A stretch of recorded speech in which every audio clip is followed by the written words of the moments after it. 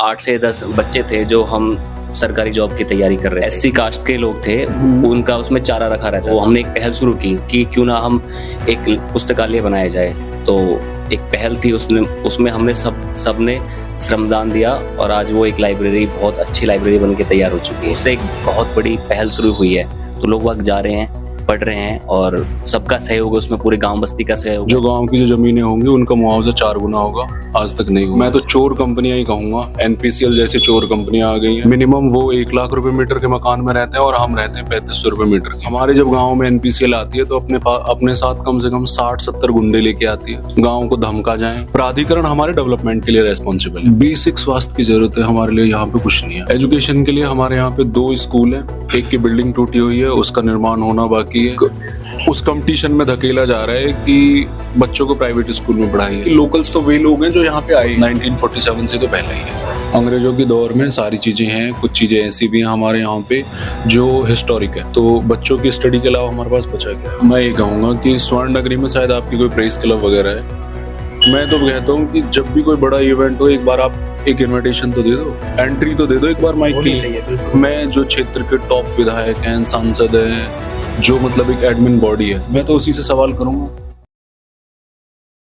नमस्कार, जय हिंद दोस्तों, मैं लकी मौर्य और आपने देखना शुरू कर दिया है आगाज न्यूज। हम आपको ग्राउंड जीरो की चीजें दिखाने का प्रयास कर रहे हैं। लगातार हर गांव में जाकर ग्राउंड जीरो की स्थिति कैसी है, गांव की स्थिति कैसी है, गांव की मानसिकता क्या उस तरीके से बदल रही है जैसा आज हम सोशल मीडिया पे देख रहे हैं, और गांव किस तरीके से अर्बन कल्चर की तरफ मूव कर रहा है या नहीं कर रहा है, उस सिलसिले पे, उस बिंदु पे हम आज डिस्कस करने वाले हैं। साथ ही साथ ये वो गांव है जहाँ पे एक बहुत ही यूनिक कॉन्सेप्ट शुरू किया गया है यहाँ के यूथ के द्वारा, यहाँ के युवाओं के द्वारा। उस कॉन्सेप्ट पे हम डिस्कस करेंगे। वो कॉन्सेप्ट आपको अभी पता चलेगा कि क्या कॉन्सेप्ट है वो, और क्या हर गाँव को ऐसा करना चाहिए या नहीं करना चाहिए। यहाँ पे बहुत से यूथ मौजूद हैं, इनसे हम बातचीत करेंगे। गांव का माहौल है, गांव के युवा कैसे बातें करते हैं वो भी देखने को मिलेगा आपको इसमें। तो हमारे साथ मौजूद है अंकित भाई। जी अंकित भाई बताइए। सभी को मेरा नाम अंकित है और मैं ग्राम कैलाशपुर का रहने वाला हूँ। आज लकी भाई आए हैं हमारे बीच में, बहुत खुशी हो रही है कि इन्होंने एक मुद्दा उठाया है गांव के लोगों का, जो भी गांव की समस्याएं हैं, ये आज हमारे बीच में आए हैं। इनका तहे दिल से स्वागत है। धन्यवाद भाई। अंकित भाई, थोड़ा सा कॉन्सेप्ट बताइए जो आप लोगों ने लाइब्रेरी शुरू किया है ना, क्योंकि यूथ बहुत, हर गांव में युवा है, बहुत बड़ी तादाद में युवा है।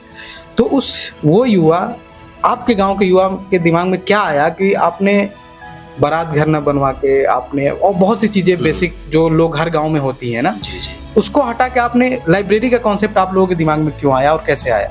जी लकी भाई, बात ऐसी है कि हम 8 से 10 बच्चे थे जो हम सरकारी जॉब की तैयारी कर रहे थे। हमने देखा कि गांव में कोई ऐसी जगह नहीं है कि जहां पर हम सब एकत्र होकर पढ़ाई कर सके। तो उसके लिए हमें यहाँ से 3 किलोमीटर दूर दादरी जाना पड़ता था लाइब्रेरी के लिए। तो हमारे भाई थे डॉक्टर अजय साहब, तो हमने उनसे बातचीत की। मैंने कि भाई, गांव की यही समस्या है कि हम सब पढ़ना चाहते हैं, तो हमें एक स्थान चाहिए कि जहाँ पर हम बैठ के सब पढ़ सके। तो फिर हमने सबने देखा, एक मंदिर के पास एक बारात घर था जो कि काफ़ी बुरी कंडीशन में था। तो उसमें बेसिकली क्या था कि जो एससी कास्ट के लोग थे उनका उसमें चारा रखा रहता था, तो उसकी हालत काफ़ी ख़राब थी। तो हमने सब बैठे, बातचीत की, उन लोगों से भी बातचीत की, मन की हमें पढ़ने के लिए स्थान चाहिए। तो उन्होंने थोड़ा बहुत विरोध किया, फिर सबकी सहमति से उस बारात घर को खाली करके, भूस वगैरह निकाल के, साफ सफाई करके, तो हमने एक पहल शुरू की कि क्यों ना हम एक पुस्तकालय बनाया जाए। तो एक पहल थी, उसमें हमने सबने श्रमदान दिया और आज वो एक लाइब्रेरी, बहुत अच्छी लाइब्रेरी बन के तैयार हो चुकी है। तो आप जितने भी यूथ हैं, जो भी युवा है, पढ़ाई लिखाई करते हैं, वो जाते हैं वहाँ पे पढ़ने के लिए? हाँ जाते हैं, डेली जाते हैं। कम से कम अभी यूपी पुलिस की परीक्षाएं हुई थी, उसमें 3 बच्चों का नंबर आया है कांस्टेबल में, जो कि उस लाइब्रेरी से, उसी लाइब्रेरी से। और उससे पहले एक लड़का था, मनीष नाम था, तो वो एज ए शिक्षक भर्ती हो चुका है। बहुत बड़ी बात है दोस्तों।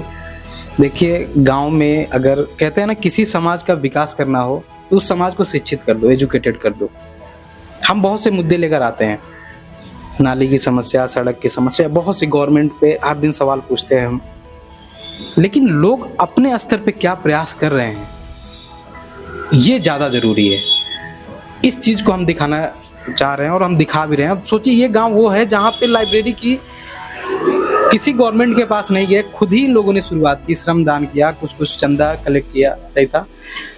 तो इस तर्ज पे ये लोग आगे बढ़े और आज एक लाइब्रेरी, खूबसूरत सी लाइब्रेरी जहाँ से सिलेक्शन भी हुआ। तो ये बताइए अब कितने बच्चे वहाँ पे जा रहे हैं पढ़ने के लिए और कैसा माहौल गांव का, ये लाइब्रेरी बनने से कुछ माहौल चेंज हुआ एजुकेशन में लेके, इसके लिए आगे बढ़ रहे हैं लोग? जब से पुस्तकालय बना है और काफ़ी बच्चों के नंबर आए हैं तो बच्चे प्रेरित हो रहे हैं दूसरे को कि भाई उसका नंबर आ गया तो मैं भी ट्राई करता हूँ, क्यों ना जाने मेरा भी नंबर आ जाए। तो उससे एक बहुत बड़ी पहल शुरू हुई है। तो लोग वक्त जा रहे हैं, पढ़ रहे हैं और सबका सहयोग है उसमें, पूरे गांव बस्ती का सहयोग है कि सबने थोड़ा थोड़ा सहयोग किया है। किसी ने सीमेंट दिया है, किसी ने मिट्टी भराव के लिए दी है, किसी ने पुस्तकें डोनेट किया, किसी ने पंखा डोनेट किया है। तो पूरी ग्राम कैलाशपुर का उसमें सहयोग रहा है। तो आप लोगों ने और मुद्दे नहीं देखे गांव में, सड़कें, इन सब पे आपने विचार नहीं किया कि इस पे भी आवाज़ उठानी चाहिए? देखो लक्की भाई, गांव के मुद्दे तो बहुत सारे हैं, जैसे कि सड़कें हो गई, नालियाँ हो गई, बिजली की समस्याएं हो गई। तो समस्याएं तो बहुत हैं, धीरे धीरे सबके लिए हम आवाज़ उठा रहे हैं। तो दोस्तों हमारे बीच एक और यूथ आ चुके हैं, मैं इनसे भी जानना चाहूँगा कि क्या है गांव की मानसिकता, क्या है, किस तरीके से गांव का डेवलपमेंट है। बहुत से सवाल आएंगे साथ ही साथ। पहले तो मैं इनके बारे में जान लेता हूँ। जी भैया, अपना नाम? मेरा नाम अजय भाटिया और मैं लॉ कर रहा हूँ। लॉ कर रहे हैं आप? IT कर चुका हूँ। तो आपने क्या गांव में बदलाव देखा? थोड़ा इस पे मेरा सवाल है कि अर्बन कल्चर की तरफ हमारा मूवमेंट ज़्यादा यूथ का है ना, क्या गांव भी उस तरफ बढ़ रहा है आगे? अब देखिए, अगर गांव की अगर कंपैरिजन करी जाए, जैसे 2013 में जो उस टाइम पे जो करंट CM थे, उन्होंने एक ये दिया था दिशा निर्देश कि जो गांव की जो ज़मीनें होंगी उनका मुआवजा 4 गुना होगा। आज तक नहीं हुआ है, जो सरकार बदलती रही लेकिन जस की तस रही। दूसरा, डेवलपमेंट के लिए अगर अभी भी बात करें हमें, तो एक लंबी लड़ाई लड़नी पड़ती है। सर्वे से लेके कॉन्ट्रैक्ट या टेंडर गांव तक होने के लिए इसका जो मिनिमम समय है 2.5 साल से 3 साल लग जाते हैं जिसमें। दूसरा, इसमें प्राधिकरण के अलावा कुछ और, मैं तो चोर कंपनियां ही कहूँगा, NPCL जैसी चोर कंपनियां आ गई हैं। हमारी तुलना और सेक्टर के उन लोगों की तुलना एक ही नज़र से करते हैं, जबकि हमारा उन लोगों के रहन सहन में बहुत बड़ा एक फ़र्क है। मिनिमम वो 1 लाख रुपए मीटर के मकान में रहते हैं और हम रहते हैं 3500 रुपये मीटर के में। ये वही डेटा बता रहा हूँ मैं जो गवर्नमेंट के डेटा है। इन सब के बावजूद भी हमारे जब गाँव में NPCL आती है तो अपने साथ कम से कम 60-70 गुंडे लेके आती है। ऐसा कंडीशन है? हाँ। ये किस लिए? ये इसलिए लेके आती है ताकि गांव कुछ बोले ना, गांव को धमका जाए, इस तरह से बर्ताव करते हैं आके। और मैं आपको बता दूं, प्राधिकरण और NPCL 2 अलग अलग चीजें हैं। प्राधिकरण हमें विद्युत सप्लाई देती है और प्राधिकरण NPCL हमें विद्युत देती है, मतलब इलेक्ट्रिक सप्लाई देती है यहाँ पे। और प्राधिकरण हमारे डेवलपमेंट के लिए रेस्पॉन्सिबल है। प्राधिकरण के जो एक तरह से मैं तो ये कहूँगा कि गाइडलाइंस जो हैं उनके मुताबिक यहाँ पे रेगुलर सफाई होनी चाहिए। पिछले 3 साल से एज पर कॉन्ट्रैक्ट हमारे गांव में 4 सफाई कर्मी यहाँ पे डिप्लॉय हैं। अभी तक भी 3 के अलावा 2 तो होते हैं, 3 बड़े रेयर चांस में आते हैं और 4 तो कभी देखे ही नहीं है। जो गांव में जो चीज़ें कही जाती हैं, जो वहाँ से डाटा आता कि ये डेवलपमेंट की चीज़ें होंगी, ये होंगी, बहुत से ऐसे ना, क्या वो ग्राउंड जीरो तक उतर पा रही है? मैं तो ये कहूँगा कि दिल्ली NCR के सबसे ज़्यादा नज़दीक है आप यहाँ पे आए हुए हो। पहला तो ये लगा लीजिए, बेसिक स्वास्थ्य की ज़रूरत है हमारे लिए, यहाँ पे कुछ नहीं है। एक टेम्परेरी एक नर्स भी हो जो एटलीस्ट BP चेक कर ले, शुगर लेवल चेक कर ले, वो भी नहीं है यहाँ पे। एजुकेशन का क्या स्तर है आपके गाँव का? एजुकेशन के लिए हमारे यहाँ पे 2 स्कूल हैं, एक की बिल्डिंग टूटी हुई है, उसका निर्माण होना बाकी है। बाकी एजुकेशन के लिए अगर बात करें तो ऐसी सिस्टमेटिक चीज़ें हैं कि लोगों को ना एक उस कंपटीशन में धकेला जा रहा है कि बच्चों को प्राइवेट स्कूल में पढ़ाइए। तो गांव का शिक्षा का स्तर आपने बताया, जो आप लोगों ने गांव में लाइब्रेरी का कॉन्सेप्ट शुरू किया, ये कहाँ से दिमाग में आया कि गांव में भी लाइब्रेरी होनी चाहिए? आप इस पे क्या कहना चाहेंगे? देखो जी, गांव में जब पिछली बार जब लाइब्रेरी से पहले जो मीटिंग हुई थी तो हमारे लिए एक प्रेरणा का विषय था कि इधर जब हम जाते हैं गाजियाबाद के पास चिरौड़ी, गनौली, उन गाँवों में लाइब्रेरी वगैरह का प्रचलन हमारे यहाँ से पहला है। तो वहाँ पे किसने शुरू किया, क्या गांव के लोगों ने ही शुरू कराया या? कुछ रिश्तेदारियां थी, किसी भाई के मामा थे, किसी की सिस्टर थी, तो उनसे एक पता चला, तो वो प्रेरणा ली हमने। यहाँ पे जो बिल्डिंग थी वो प्राधिकरण द्वारा ही बनाई गई है। एक छोटा सा बारातघर या सामुदायिक केंद्र कह सकते हैं उसे, वो बनाया हुआ था, वो खाली कराया गया। सरकार की इसमें कोई मदद नहीं थी। अच्छा। गांव के लोगों ने 2-3 सत्र में चंदा इकट्ठा किया। कुछ लोग ऐसे थे जिन्होंने जाके हमारी 5 से 7 सदस्य कमेटी ने जाके लोगों से पैसे मांगे, उन्होंने दिए। उसके बाद बुक्स आई, फर्नीचर आए। हाँ, अब प्राधिकरण ने उसमें थोड़ी सी लॉक टेल वगैरह जरूर लगवा दी है। मतलब पूरा काम होने के बाद थोड़ा सा कि हमने हमारा योगदान रहा, ये कहने। बिल्कुल। लगभग तो ये ऐसा, ये कॉन्सेप्ट आप मुझे बताइए, ऐसा क्यों कि 200 मीटर, कितना बताया आपने, 2 किलोमीटर, 200 किलोमीटर की दूरी, 200 किलोमीटर की दूरी का ही होना चाहिए वर्क। हाँ जी। ये कौन सा कॉन्सेप्ट है, ये क्यों किया इन लोगों ने? मैं ये बताता हूँ आपको। कुछ अभी idea? Recently Gautam Buddha university के अंदर 2 इवेंट बनाए गए थे। इवेंट एक तरह से इनवाइट किए गए थे, एक एनपीसीएल ने और दूसरा यहाँ की कोई समिट है, औद्योगिक लोगों की समिट है। तो मेरा वही क्वेश्चन ये था कि लोकलों से अगर आपको योग्यता के आधार पे अगर वर्कर्स अगर यहीं पे मिल रहे हैं तो आप इतनी दूर जाने का क्यों अप्रोच करते हैं? इस क्वेश्चन को वो सार्वजनिक रूप से जवाब नहीं देते। अच्छा। एक तरह से ना, मतलब लोकल्स, बेसिकली वो लोकल्स हमें बोलते हैं, लेकिन मेरा क्वेश्चन तो ये है कि लोकल्स तो वे लोग हैं जो यहाँ पे आए हैं। हमारा ओरिजिन तो यहीं का ही है, हम तो यहीं के ही बासिंदे हुए ना, तो हम ही हुए ना बेसिकली। लेकिन वो हमें एक तरह से जो बोलते हैं, तो वो यही बोलते हैं कि लोकल हैं तो थोड़ा काम नहीं करेंगे, लेकिन फैक्ट्रियों के अपने अपने रूल्स हैं। ऐसा भी तो हो सकता है उनकी मानसिकता के डेवलप कर जाएंगे तो फिर प्रॉब्लम होगी, ऐसा भी हो सकता है। देखिए, प्रॉब्लम होगी तो मैं तो ये बोलता हूँ कोई भी कंपनी इस बात का कोई रिटन पेपर दे दे कि जो बाहर का बंदा है वो बदतमीजी या कुछ गलत नहीं करेगा। इसका तो कोई ये तो कुछ भी हो सकता है ना, मानसिकता तो कहीं के लोगों का कैसा भी हो सकता है। सर, हर बार जब चुनाव होते हैं तो चुनावों में मुद्दा ये दिया जाता है कि यहाँ के लोगों को 40% रोजगार दिया जाएगा। अभी हमारे गांव से जो 70%, जो मतलब एक तरह से कहूँ कि हमारे गांव का जो जमीन का जो लगभग 60 से 65% हिस्सा था वो देवला में है। आप उन दोनों गांवों की स्थिति देख लीजिए एक बार, वहां पे रास्ते तक नहीं है। अच्छा। हाँ, मेन रास्ते खराब हैं वहाँ के। यहाँ तो ये है कि थोड़ा सा हमारी टीम ऐसी है, सारी यूथ टीम बैठी है, हम जाते हैं, 2-4 लोग इकट्ठे हो जाते हैं, 1-2 बार एडमिन ब्लॉक में मिल के आते हैं, कंसर्न डिपार्टमेंट में मिल के आते हैं, तो चीजें हो जाती हैं। लेकिन रूटीन वही है 2 से 3 साल तक का। मतलब आपके गांव के युवा जागरूक हैं अपने मुद्दों को लेकर, अपनी समझ बहुत ज्यादा जागरूक है, चीजों को समझते हैं, और ऐसी बात नहीं समझ के और सिर्फ एक व्हाट्सएप और फेसबुक से ही सपोर्ट कर देते हैं, साथ आके खड़े भी होते हैं, पहल में शामिल हो जाते हैं। तो ये तो कहीं ना कहीं इस गांव के लिए प्लस पॉइंट है कि यूथ जागरूक है। और ये कितना साल पुराना गांव होगा भैया, इसके बारे में कुछ? देखो जी, जो मैंने सुना है वो 1947 से तो पहले ही है। अंग्रेजों के दौर में सारी चीजें हैं, कुछ चीजें ऐसी भी हैं हमारे यहाँ पे जो हिस्टोरिक है। अच्छा। हाँ, 2 से 3 चीजें ऐसी हैं जो मैंने मतलब नोटिस की हैं, हिस्टोरिक हैं। एक यहाँ पे ऑफिशियली डेटा तो नहीं है आर्कियोलॉजी सर्वे ऑफ इंडिया का, तो लेकिन हाँ वो बहुत पुरानी है। जैसे एक कोठी है हमारे गांव में, गांव के पुराने रास्ते और पुल। आप यकीन नहीं मानेंगे कि 2 चीज़ों में, हॉस्पिटलों में कुछ समय पहले नोटिस बोर्ड लगा दिए गए थे कि किसानों के बच्चों और किसानों को जो भी यहाँ पे आएंगे तो उनको ओपीडी में रियायत दी जाएगी। मैं ये बता रहा हूँ कितने हॉस्पिटलों में रियायत दी जाती है। सेम एज ही प्राइवेट स्कूल्स का ले लो, RTE के तहत कितने स्कूल्स ने बच्चे लिए हमारे। प्राइवेट स्कूल है, ऑटोमेटिक ऐसा लग रहा है जहाँ पास ज़मीन नहीं रहेगी, ज़मीन ना रहने के बाद वो नहीं रहेगा रोजगार यहाँ पे, तो बच्चों की स्टडी के अलावा हमारे पास बचा क्या है? थोड़ा बहुत रेंट का काम है, उस पर भी बहुत सारी चीज़ें अब तलवार की तरह लटकी जा रही है कि उस पर भी टैक्स देना होगा, ये सारी चीज़ें। ठीक है, टैक्स स्लैब्स में हम रहना चाहते हैं, रखिए, लेकिन जो डेवलपमेंट हमारा होना चाहिए उसके लिए भी तो वो देखें। टैक्स तो लो लेकिन डेवलपमेंट। बिल्कुल सर, मैं ये कहूँगा कि स्वर्ण नगरी में शायद आपकी कोई प्रेस क्लब वगैरह है। मैं तो कहता हूँ कि जब भी कोई बड़ा इवेंट हो, एक बार आप एक इनविटेशन तो दे दो, एंट्री तो दे दो एक बार माइक के लिए। मैं जो क्षेत्र के टॉप विधायक हैं, सांसद हैं, जो मतलब एक एडमिन बॉडी है, मैं तो उसी से सवाल करूँगा। पुलिस का रेशियो देख लो, वैसे पुलिस उन चीज़ों पे बहुत ज़्यादा सक्रिय है।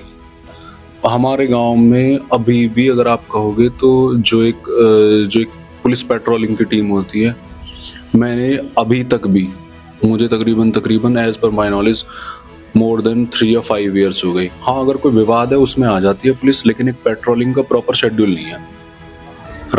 इतनी आबादी होने के बावजूद भी प्रॉपर पेट्रोलिंग का कोई शेड्यूल नहीं है। रिसेंटली अभी कोई एक इंसिडेंट भी हुआ था, उसमें भी पुलिस बुलाने पर ही आई थी। आपने जब पुलिस की बात की तो एक सवाल और है हमारा, क्योंकि हम और भी गांव में जाते हैं तो देखते हैं कि लोगों का मानना ये पहले जैसा कल्चर था, आप भली भांति वाकिफ होंगे इससे, कि पहले पंचायतें ही अपने मामलों को सुलझा दिया करती थी, कम झगड़े होते थे, इतने विवाद नहीं होते थे।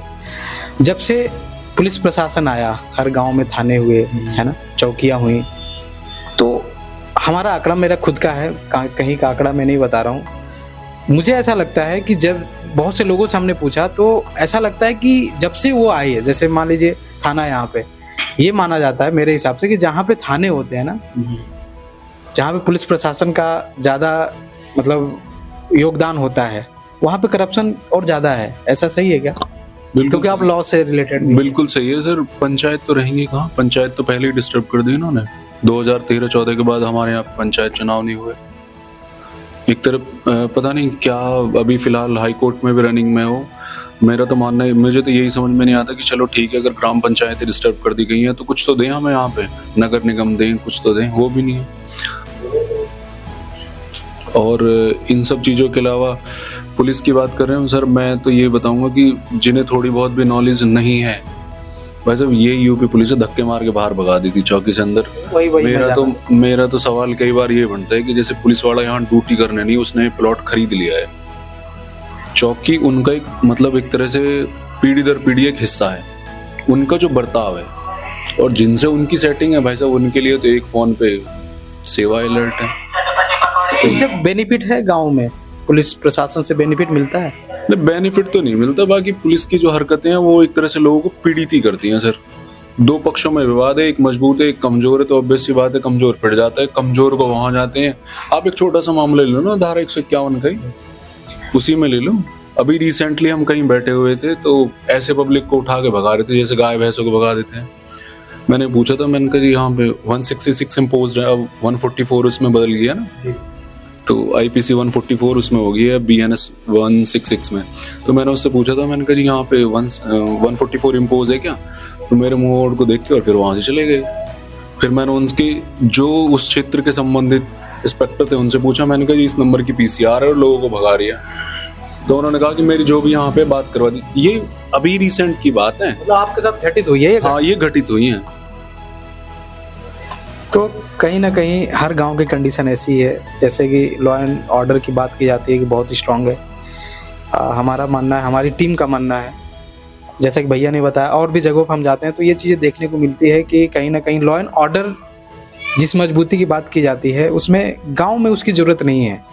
पहले जब पंचायतें हुआ करती थी तो और भी अच्छा कंडीशन था, लोग झगड़े कम होते थे, और झगड़ों का सोल्यूशन तो मेरे हिसाब से नहीं करती है पुलिस प्रशासन, लॉ एंड ऑर्डर ग्रामीण क्षेत्र की। बाकी से रूरल एरियाज की बात क्या ही करें। और एक जैसे ये क्वेश्चन था कि कंपनियों ने तो बोर्ड लगा दिए हैं कि हम 200 किलोमीटर से दूर का ही बंदा रखेंगे। जो यहाँ के लोग हैं, यहाँ के लोगों के पास अच्छी योग्यता होने के बावजूद भी हमें उन अच्छी मल्टीनेशनल कंपनियों में जगह नहीं दी जा रही है। हमारे पास अच्छी, एक तरह से मान लो, मैं फॉर एग्जांपल बता रहा हूँ, अगर हम ट्रांसपोर्टेशन में हैं और हमारा पुराना काम है ट्रांसपोर्टेशन का, तो यहाँ के ठेकेदारों को वरीयता, मतलब हमारे यहाँ के कॉन्ट्रैक्टरों को वरीयता नहीं दी जा रही है। एम्प्लॉय या यूथ होगी, एक बात बताइए ना, फ्रेशर्स को, एक छोटा सा एग्जांपल, कुछ कंपनियां बोल रही हैं कि हम फ्रेशर्स को रखेंगे नहीं। अगर फ्रेशर्स को कोई नहीं रखेगा तो वो एक्सपीरियंस कैसे गेन करेगा?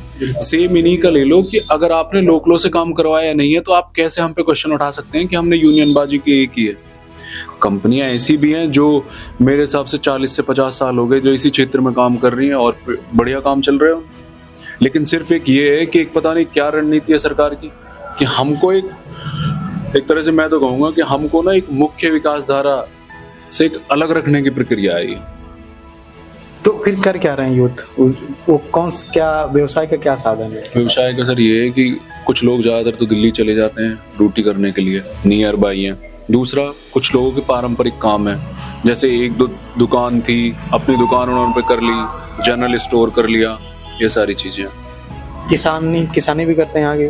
किसान सर करते हैं, हम हमारे पास जितनी ज़मीनें हैं उनमें से कुछ ज़मीन का तो मुआवजा दे ही दिया है प्राधिकरण ने। इतने मजबूत हैं नहीं कि उनके लॉज को पढ़ें और उनसे लड़ें। लड़ाई चलती रहती है लेकिन वो चीज़ें नहीं हैं जो होती हैं, जो एक तरह से बार बार सरकारें बोलती हैं कि भूमि अधिग्रहण बिल में ये सारी चीज़ें हैं। अगर आप ग्राउंड लेवल पे देखें तो उनका शायद 10% 15% फॉलोइंग है बस। सरकारें आती जाती रहती हैं, जब जाती हैं सरकार नई वाली आएंगी वो फिर कोई दे देंगी कि हम मुआवजा इतना बढ़ा के देंगे। मुआवजा किस चीज़ का दोगे तो हमारी ज़मीन ही नहीं रहेगी। किसानों का स्तर कैसा है यहाँ पे? तो किसानों का स्तर ठीक है सर, मध्यम वर्गीय हैं ज़्यादातर लोग यहाँ पे। जो क्रॉप्स ग्रो करते हैं, जो अनाज उगती हैं, वो डायरेक्ट अभी भी बिचौलियों के पास जाता है या डायरेक्ट गवर्नमेंट ले लेती है? सर बिचौलियों का तो मुख्य रोल है सर। अभी भी बदलाव नहीं आया उसमें? नहीं, बदलाव नहीं आया। दादरी की तरफ जाके देखिए आप, बिचौलियों का अभी बहुत बड़ा रोल है। जिस समय फसलों की बुआई होती है उस दौरान भी आपको जो एक तरह से मैं कहूँगा जो गवर्नमेंट शॉप्स हैं ना, जिनसे फर्टिलाइजर एक तरह से वो मिलते हैं, यूरिया, डाई, वो फसलों के टाइम पे अवेलेबल ही नहीं होती। हर गांव की ये समस्या है। बिल्कुल, हम तो बिल्कुल दिल्ली के नज़दीक है। हमारे यहाँ पे जब अभी गेहूँ की बुआई हुई थी उस दौरान डाई और यूरिया हमने बाहर से ही खरीदा था, हमने खुद ने, और किसी क्या बता दें। प्राइमरी एजुकेशन का क्या सर? प्राइमरी का अभी ये लगा लो, हमारे ना मतलब नेफ्यू एक तरह से भतीजे हैं, वो उसमें पढ़ रहे हैं ग्लोबल स्पर्स में, तो वहाँ की क्वार्टरली जो जा रही है वो 7,500 जा रही है। क्वार्टरली? हाँ, 7,000 रुपये। तो ये बताइए, तो जो ये बताइए, जो लोग इतने पैसे वाले नहीं होंगे, उनके पास इतना पैसा नहीं होगा, इतने डेवलप नहीं होंगे, उनका एजुकेशन कैसे होगा? क्या करेंगे? सर उनका एजुकेशन है तो सही, गांव में प्राइमरी स्कूल है, उसमें अच्छे शिक्षा के सोर्स नहीं है। वहाँ जाके एक बार आप देखो कितने लोग आते हैं। फिर यहाँ पे ना क्या है सर, थोड़ा सा शो ऑफ भी है, सब अपने बच्चों को वहाँ पढ़ा नहीं सकते। प्राइवेट संस्थानों में जाते हैं, वहाँ फीस का यही मामला है। ये तो गौतम बुद्ध नगर का तो उसका फी का तो पूरे स्टेट में हाईलाइट रहा है सबसे बड़ा। हाँ, स्कूल्स नहीं रहे सर, वो शोरूम रहे हैं। अब आप एक तरह से समझ लो जी, जैसे आपने बच्चे को वहाँ एडमिशन करवा दिया तो उनकी फीस में वो इंक्लूड हो जाता है, शू से लेके शू, ड्रेस, बुक्स हर साल बढ़ती है सर। वो गरीब व्यक्ति तो पढ़ा ही नहीं पाएगा अपने बच्चों को। सर दिल्ली एनसीआर में तो रहना ही मुश्किल हो जाएगा आने वाले समय में, अगर यही हालत रहे तो। बहुत बुरा। सबके लिए मैं तो ये कहूँगा, जिनके एक तरह से आय अगर थोड़ी बहुत सीमित है या लिमिटेड है, तो उनके लिए तो इस जैसे दौरान में सरवाइव करना मुश्किल है। बहुत अच्छा लगा आपसे बात करके। दोस्तों, हमने बहुत से सवाल गांव से रिलेटेड पूछे। प्राधिकरण कितनी अपनी भूमिका सुनिश्चित कर पा रही है गौतम बुद्ध नगर में, इनके थ्रू, भैया के थ्रू हमने जानने का प्रयास किया, क्योंकि ये एजुकेटेड भी हैं। यहाँ पे एजुकेशन का स्तर हमने बता ही दिया।